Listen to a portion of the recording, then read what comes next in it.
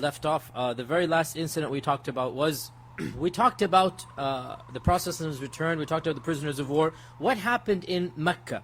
In Mecca, Ibn Kathir narrates, Ibn Kathir tells us some incidents that happened in Mecca. He tells us that the first of the soldiers to return back from Badr, the first of those who had turned their back and run away, right? Because the Quraysh had broken up helter-skelter. They had literally just fled for their lives and then regrouped and then made their way back to Mecca. And this is interesting, they didn't even have a plan B. They did not even have a plan B. What's going to happen if we fail? They were so confident that they were going to win. There's no plan of failure. What is going to happen? Where should we regroup? And so they came back to Mecca in groups and batches. The very first person who came back was al-Haysaman ibn al-Khuza'i. Al-Haysaman al-Khuza'i. Al-Haysaman al-Khuza'i. And when he entered Mecca, they saw him in his state and fashion. You can imagine, there are no details, but you can imagine bloodied, wounded, maybe his horse is missing or something, but something was definitely amiss. And so they asked him, what is the matter? And he answered in a dreary tone that Utbah has been killed, Rabi'a has been killed, Shayba has been killed, Abu al-Hakam has been killed, Umayyah ibn Khalaf has been killed, Zum'a ibn Aswad has been killed. In other words, he doesn't even know where to begin. Like, it's complete disaster. And he lists a who's who. Abu al-Bukhtari has been killed, Abu Jahl has been killed. Now this is, as I said, it is unbelievable for them. Even for us, when you really understand the victory of Badr, wallahi, it is just amazing how many people, one after the other, and they were 3 times the strength of the Muslims, and. So he comes back and he kept on naming until finally they said, this guy has gone mad. He must have gone crazy. It's not possible. He's listing everybody, that everybody who is in Mecca, he's listing them. And when the news reached back to Safwan ibn Umayyah, now this is the son of Umayyah ibn Khalaf. Safwan ibn Umayyah, the son of Umayyah ibn Khalaf, right? When the news reached back to Safwan ibn Umayyah, he was sitting with his back to the Kaaba, like inside the walls of the Kaaba, I mean, basically inside the Hijr. And he said, this is simply impossible. This man has gone crazy. Go ask him, where is Safwan ibn Umayyah, meaning himself. Because he thought he's gone crazy. So once he hears a name that is supposed to be not killed, he's going to say he's killed as well, right? So he's saying, this guy's gone crazy. Go ask him, what is the hal of Safwan ibn Umayyah? And Safwan is sitting right there, that at a distance he's looking. So somebody goes to him and says, oh, Haysaman, and what happened to Safwan ibn Umayyah? So this is a trick question, right? So he looks at him and he said, Safwan is sitting right over there, and I saw with my own eyes how they killed his father and brother. Safwan is sitting right there, and I saw with my own eyes, I was there, when they dragged his father and brother, and they killed him in front of me. Right? And this made them realize that this is not a crazy person, this is the truth. And slowly but surely the filters began to come back, and it was a time of great grieving, of great depression. And it was as if the biggest icing on the cake that was to occur, it was as if Allah Azza wa Jal had willed that He saves perhaps one of the best for the very last. And that is the death of Abu Lahab. Tabbat yada Abi Lahabin wa tab. The only senior person who was of the scum of Mecca, really, the worst of Mecca, was Abu Lahab. Everybody else, I've said this so many times before, that those who had an ounce of decency, many times they were the ones who were saved. And the best example of this is who? Abu Sufyan. Abu Sufyan is the best example of this. And many others as well, Suhail ibn Amr and others, that generally they had some dignity, some decency for themselves. And what happened was, Abu Lahab, he did not participate. Why did he not participate? Who can remind me? He hired somebody to go in his place. He hired somebody to go in his place, and also, frankly, probably because he was the chief of the Banu Hashim, they understood that it's a bit too awkward for him to go. So they didn't pressure him, unlike they pressured Umayyah and others, they did not pressure him to go, because this really was against everything they stood for. That is, your own mini tribe is coming and fighting against you. Now, when Abu Lahab heard of this news, he could not believe this, and it is said he went into a type of depression. And he waited for the time of Abu Sufyan to come back. And he said, I'm going to ask Abu Sufyan directly, I don't believe any of these deserters. Maybe they ran away out of fear, maybe something happened. I'm going to wait for my friend Abu Sufyan. So, while they were waiting, finally Abu Sufyan did return. And they met at the house of Al-Abbas, who was a prisoner of war. Al-Abbas, the uncle of the Prophet ﷺ, is a prisoner of war. And Abbas, of course, right now is literally tied up in Medina. And so Abbas's wife and his servant are at home. And Abbas's brother is, of course, Abu Lahab, right? Abu Lahab is his older brother. So Abu Lahab is a bigger house. We don't know the reason. He was there. And Abu Sufyan came over there to inform him what happened. So when Abu Sufyan came, Abu Lahab said, tell me, face to face, tell me exactly what happened. So Abu Sufyan told him that by Allah, as soon as we, meaning our side, Abu Sufyan was not there obviously, but he's hearing the news.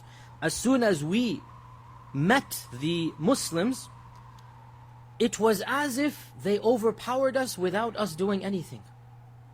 It was beyond our power to fight them. That they took prisoners as they pleased and they killed as they pleased. And despite all that happened, I cannot criticize my own side. I can't criticize the Quraysh. Because by Allah, I saw a group of men with white faces, riding horses that were black and white, which is the epitome of Arabian horses, the stallions, right? So these were men that he thought they were men, obviously they're angels, riding horses that were black and white, hovering between the heavens and earth. None of us could empower them. None of us could overpower them. So when he's telling this news and he's dejected, he's sad, and Abu Lahab is also depressed, the slave of Al-Abbas, who was listening in, and he was a slave, he's cooking the food, he's preparing their whatever he's preparing, he's not supposed to be listening anyway, and he's a slave. Even if he's listening, he's not supposed to comment. It's not his place to comment. But these are Muslims, and this is an important point here that, now Allahu A'lam, I talked about Abbas 2 weeks ago. It appears that Abbas was a nominal Muslim up until the Battle of Badr. That he had said he's a Muslim. So what this means is that his wife, his slave, they have embraced Islam from before. It is also said, by the way, that his wife, al-Fadl, she had embraced Islam, the second lady after Khadija. That she was a very early convert. And perhaps this explains Abbas had embraced kind of sort of because of her, right? And so he's kind of nominal, and then it takes a while for Iman to enter his heart, as it did in the Battle of Badr.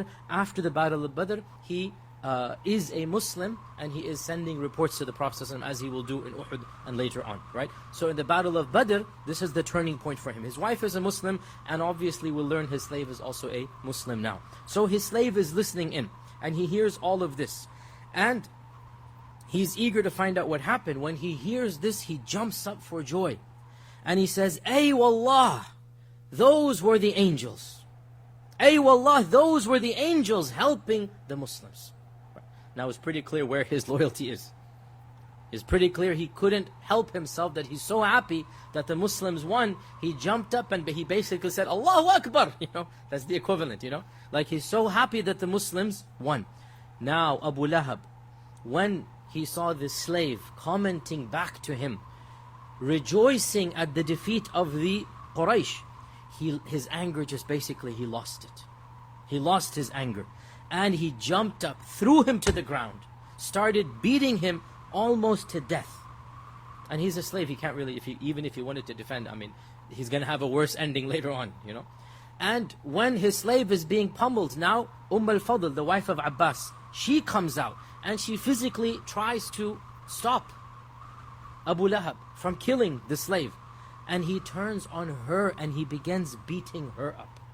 Now this is a man he's lost it, right? He's basically all of that frustration. And she is now wounded. And so she responds back with the fierceness, the anger, the ferocity. She says, so when the Sayyid, meaning Al-Abbas, the Sayyid meaning the Lord of the house, when the Sayyid is gone, this is what you do to his household? Meaning, what type of protector are you? You're supposed to be our protector. You are, my brother-in-law. You're the chieftain. And when the Sayyid goes away, this is what you do. You beat his wife, you almost killed the slave. And this made him feel so ashamed. he fled from the house in a state of humiliation and guilt, and he was afflicted with a type of disease. So the books of tafsir, the books of seerah mention various diseases, but he was not seen basically after this, and he died a death out of sickness. We're not going to call it a natural death.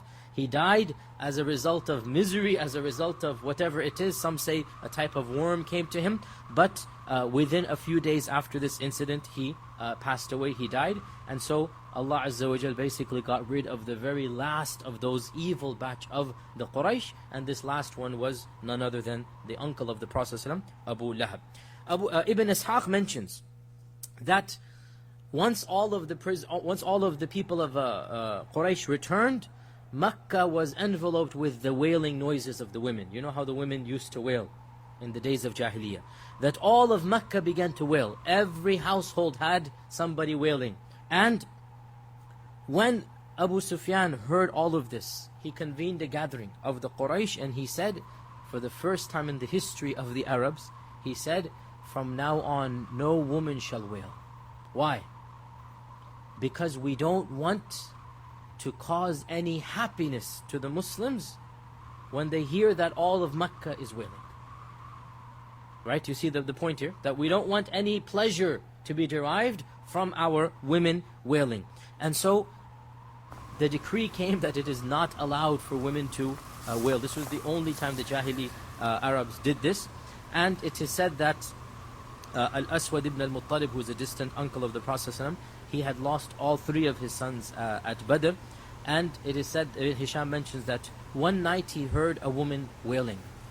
So he became happy and he said, go and ask her, has the ban been lifted so that I can wail over my son? And especially he loved his youngest, his name was Zum'a ibn al-Aswad. Zum'a ibn al-Aswad was one of the big names in the Battle of Badr that died on the side of the Quraysh. So he said, go find out from that woman, perhaps the wailing ban has been lifted so that I can wail over my son Zum'a.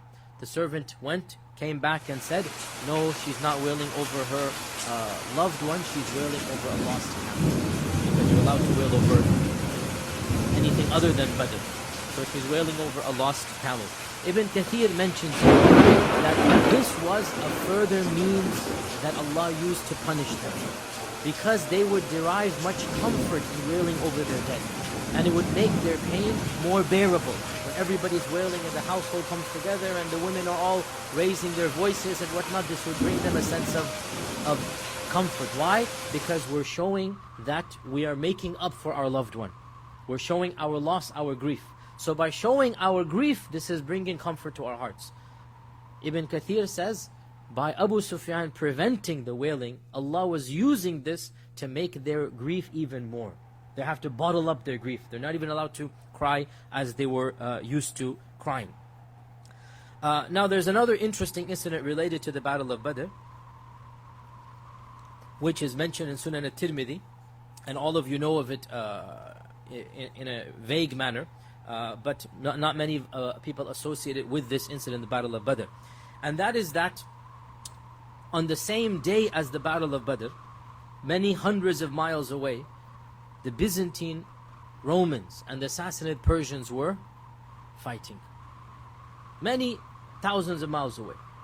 And in a twist of fate that was unexpected, Allah's qadr obviously, in a twist of fate that was completely unexpected, the Persians were viciously defeated. The Persians were defeated, despite the fact that the Romans were going down for a while, and the Persians were getting bigger and bigger, right? And they had had a major war before this, a few years ago, and Allah had revealed Surah Al-Rum, the first ayat. Alif Lam Mim Ghulibat Al-Rum. Now, the Surah Al-Rum came down perhaps the 7th year of the Hijrah, perhaps the 6th year, sorry, not the Hijrah, the Da'wah, the 6th or the 7th year of the Da'wah, early on in Mecca, the middle of the Meccan stage. And the Roman power was going down, was ebbing, and the Persian power was getting stronger and stronger. And so Allah Azza wa Jal told the Muslims, Alif Lam Mim Ghulibat Rum. Alif Lam Mim, the Romans have been defeated, meaning in this battle that already taken place. Fi adna al-ardi wa hum min ba'di ghalabihim sayaghlibuna fi bid'i sinin. This is one of the most explicit predictions in the Quran, because it's clearly in the future.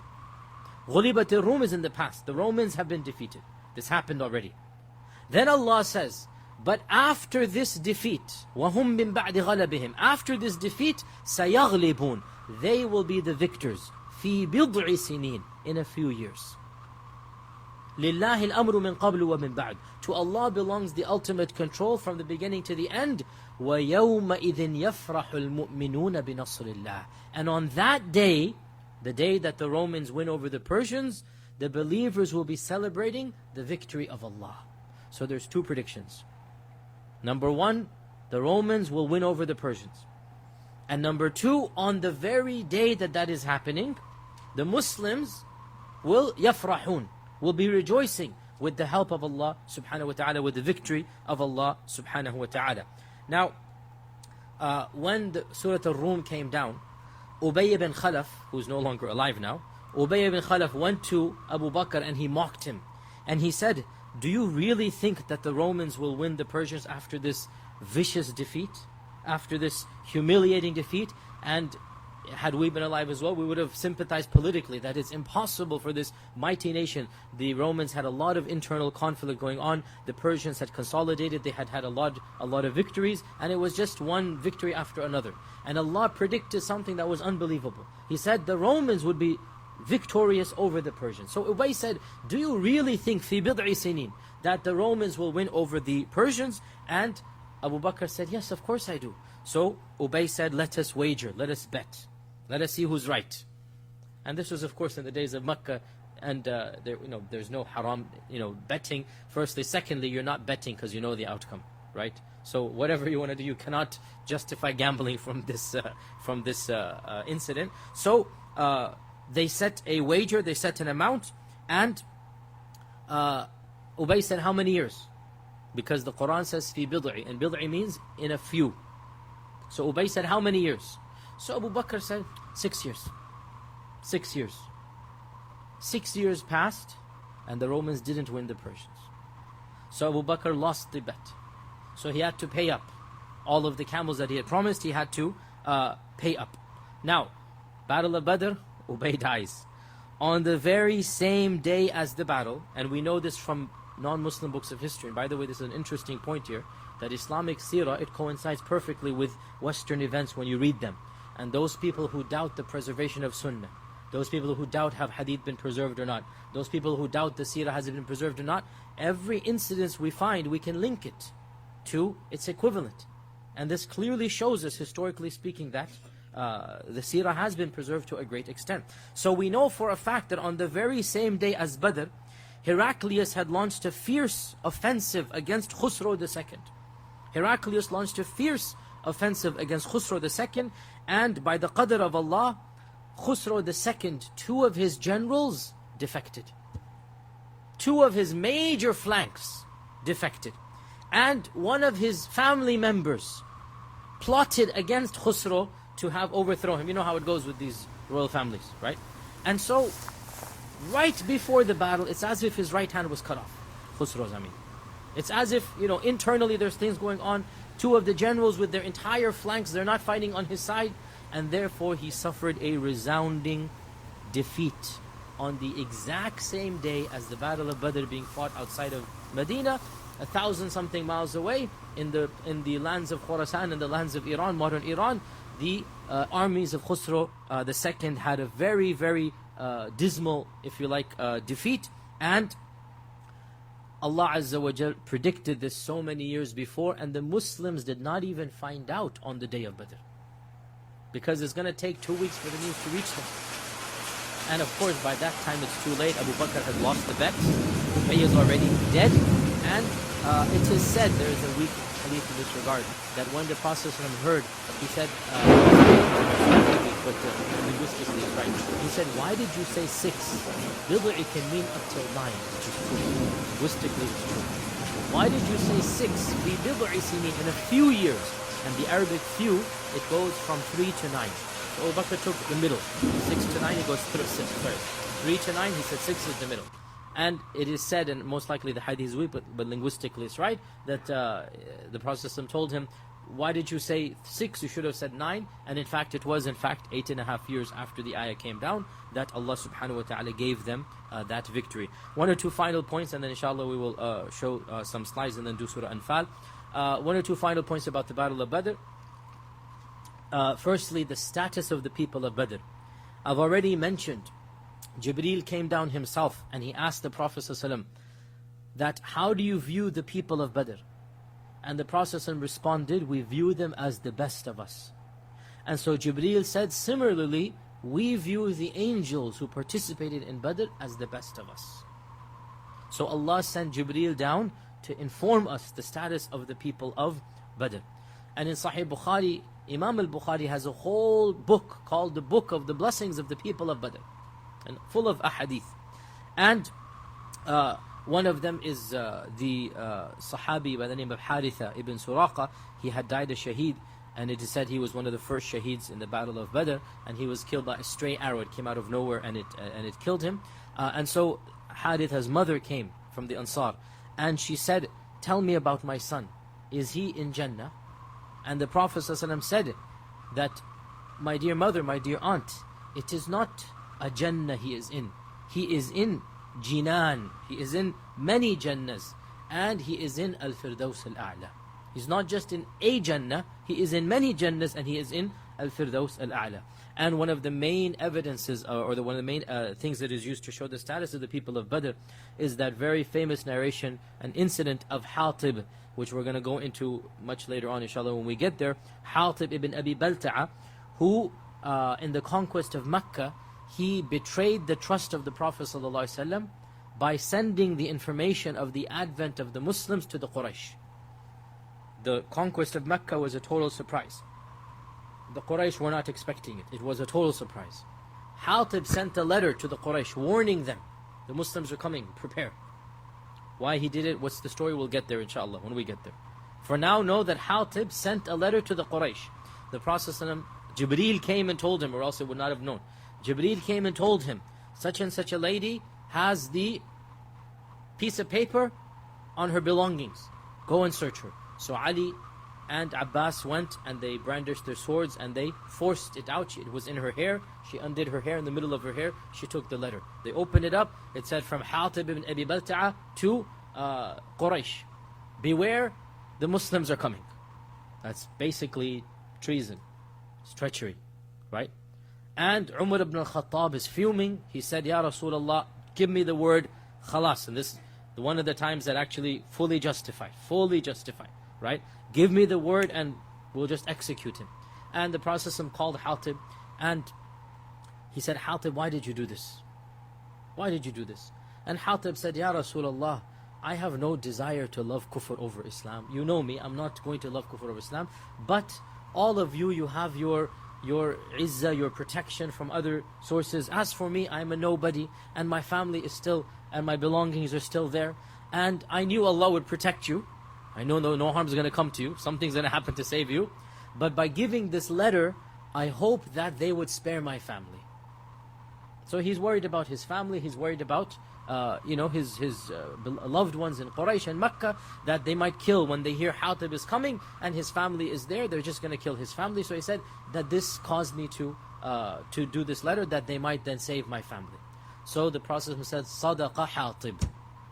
Hatib's telling the truth, that this was his reason, that he had some weird understanding that, okay, Allah's going to protect him, he's not going to actually get harmed, so, let me just make sure my family is safe. Umar once again said, Ya Rasulullah, allow me to cut his head off.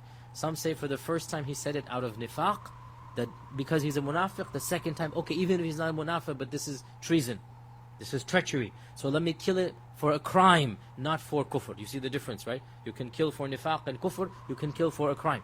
So the second time he's saying, let me kill him for the crime. So the Prophet ﷺ rebuked Umar, and he said, Ya Umar, wama yudrik, how do you know that Allah Azza wa Jal, perhaps he looked at the people of Badr. Notice it's coming out of so many years later. 5 years after Badr he is saying this. 6 years after Badr he is saying, how do you know? Perhaps Allah looked at the people of Badr and he said to them, i'malu ma shi'tum, do as you please, because you are forgiven. Do as you please because you have been forgiven. Right? So in other words, he used Badr to protect Hatib's life. He used Badr to raise the status of Hatib. And therefore the Sahaba who participated at Badr are considered to be of the elite of the Sahaba. And that is why many of our classical scholars, including Ibn Hisham, Ibn Kathir, they actually took the time, pages and pages, to list every single Sahabi who participated in Badr. Literally, all 300 and something of them, one by one, they're listing them. It's in Ibn Ishaq, Ibn Hisham, it is in Ibn Kathir, so many of the books of Seerah, out of respect and honor, who participated in the Battle of Badr. And the final point for the Battle of Badr, what were some of the primary effects of the Battle of Badr? Well, number one, it established beyond a shadow of a doubt that the Muslims have a political presence, a legitimate political entity, that they are a separate and independent state, and that the Quraysh have to deal with them as a tangible reality. So all doubts that might have existed are now gone, that the Muslims are here to stay.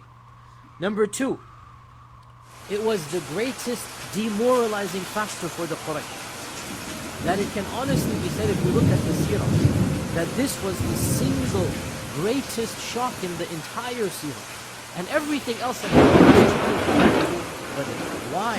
Because you can say Ahzab, you can say the conquest of Mecca, they already know the Muslims are the presence of the truth. At Badr, they genuinely thought that they're going to eliminate them off the face of this earth. At Badr, there was no concept that the Muslims have any potential of victory. And not just that, but the list of those who were killed, the list of the Quraysh who were decimated, was simply, it's just a who's who of every single famous person. So the miraculous win, those that had died, the humiliation of the prisoners of war, all of these factors, it was a huge demoralizing blow, and every single defeat afterwards, it is as if it is simply just a tafsir of what happened at Badr. And the third primary effect of Badr is that Badr brought out for the first time internal treachery within Medina. And that is two fronts. Number one, the Munafiqun, and number two, the Yahudi tribes. That up until that point in time, there was no genuine animosity. Maybe some sarcastic comments from some people, but nothing that was clear-cut. After Badr, this was going to change. And after Badr, a number of incidents happened that simply made things from bad to worse with regards to these two groups of people.